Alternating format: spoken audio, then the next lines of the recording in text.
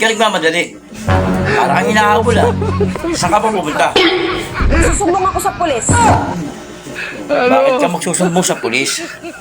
Eh, sino ba nagkasala sa'yo? Di ba nga sinabi ko sa'yo na muntik na akong mahalay?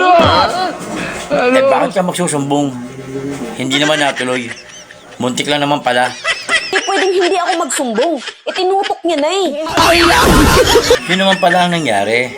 Itinuto ko lang. Hindi naman natuloy. Kaya't, pagpasensyahan mo na. Hindi pwede. Magsusumbong talaga ako. Alam mo, pag magsusumbong ka, kaso yan. Masakit lang sa ulo yan. Itinutok lang naman pala eh. At saka, hindi naman natuloy. Kaya nga ako magsusumbong eh. Bakit itinutok lang? At hindi tinuloy? Bago!